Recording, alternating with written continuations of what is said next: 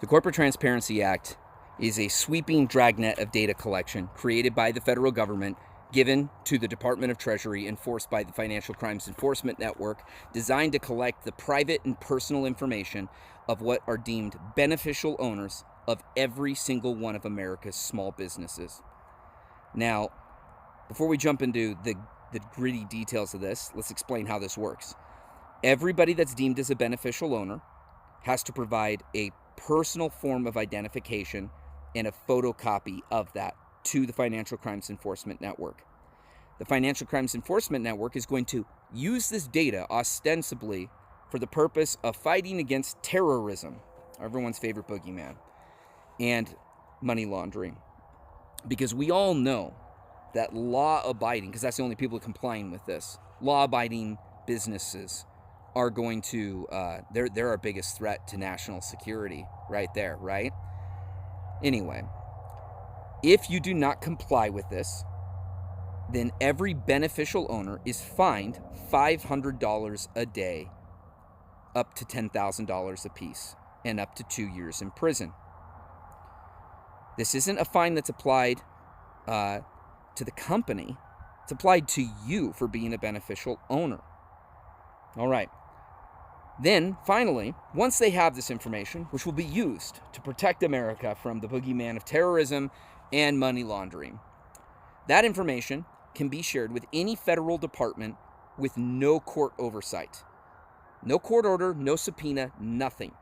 It can also be used to give foreign governments that information, meaning that your country can give China, France, Russia, whatever country that they like at the time, whatever, a photocopy of your driver's license, your social security card. Information that the courts and the government have deemed personal, private information. And they're just allowed to share it, all under the argument that, well, we were investigating a crime, and we don't even have to prove anything to a court. We just have to say we were investigating a crime. So, if you're thinking right now to yourself, well, that doesn't affect me. I am not a small business owner, so that really sucks, and I really empathize with all the farmers and ranchers and business owners who are affected by this, but, it's not my fight. Wrong. Let's talk about what a beneficial owner is. A beneficial owner is anyone who does own a company or anyone who exercises indirect but substantial control over a company. Now, I want you to ask yourself a question. Does indirect and substantial control give you a really clear idea of what an owner is? It basically means anybody whose opinion was important in decision-making in that company. And the best part is that the people who get to define that definition are the people collecting the information. So they can decide whoever they want has substantial control.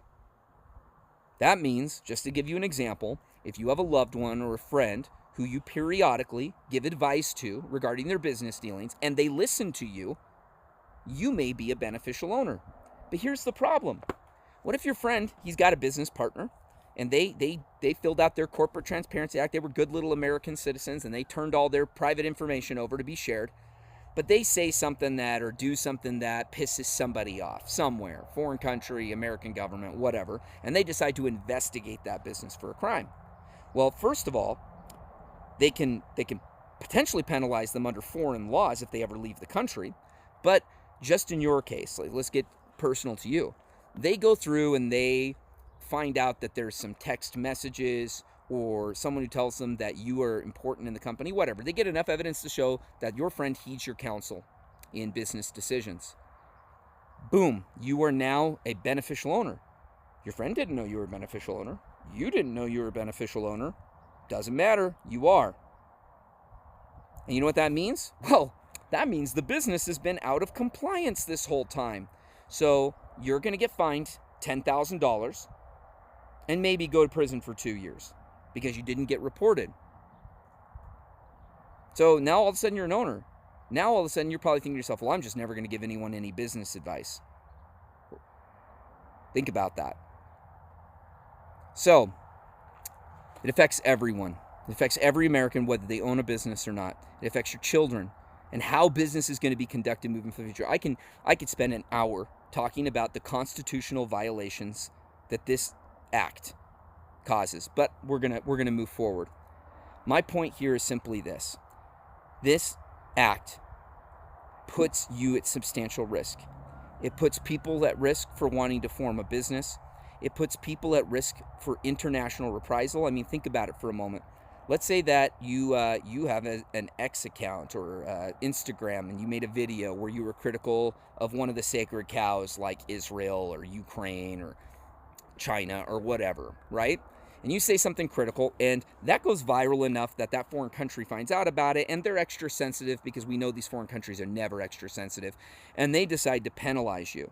For those of us here in Utah, just so you know, John Curtis has an arrest warrant in China for things he said about, if I'm not mistaken, the Uyghur genocide. So just to give you an idea, like that's a congressman who has that out for them. So you don't think they're above putting one out for you? But the best part is now they can see all the businesses you're associated with. They'll just request it from FinCEN, and they can start penalizing your friend that owns a business. They can start penalizing them for doing business with you, for being associated with you. That's what this means, guys. This is not a joke. So obviously this is a concern. Obviously something needs to be done about it, and that's why we here at the Homestead Liberation League are filing a joint lawsuit with several plaintiffs, including Crofter Market, the Farm to Table full service platform, the People Restored, a private membership community preserving traditional American values, RCAF USA, one of the largest independent rancher trade organization in the country, and many more are joining it. We have support all across the state. Marlo Oaks, the state treasurer, supports our case. Phil Lyman supports our case. Carson Jorgensen supports our case. There's so many people, guys, that we've had so much outpouring of support. And the truth is that the only thing that's going to stop us is whether or not we fight this case, and that's why we've tackled it. Now the downside to fighting a case like this is that it costs a lot of money. But we have made a commitment that we are going to fight this case to the bitter end if necessary. We will take it all the way to the Supreme Court, and I feel very, very confident about our prospects of winning. There's no guarantees in court, but this is what I can tell you. One, there's already been a case that's won in Alabama.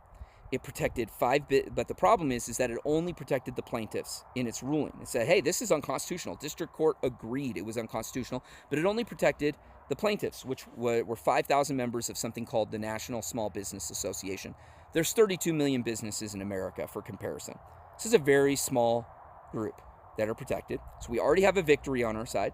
Second of all, this is a poorly written law. Whoever wrote it did not think things through. It uses terms that don't have analogs in state or federal law, so it's hard to get unified definitions. It's just poorly written, which is an advantage when we take it to court. And then finally, we have the Constitution on our side, and we have for the first time in my lifetime a Supreme Court that seems pretty friendly to the Constitution. We are willing to take this to the top. We will take this to the top, but we have to have the fuel to do it, and that is why Crofter Market was so generous as to put on this fundraiser, Save the Ranchers Rifle Roundup, for us. Whether you can get a ticket, which you should, because this is going to be crazy fun. Whether you can do that or not, there's ways that you can support this case. You can join our sweepstakes and help us share the message, and we're going to reward you for it. We've had donors from all over giving all sorts of things to try to help us fight this case, and we need your help. We need your help to protect your rights, to protect everyone's rights.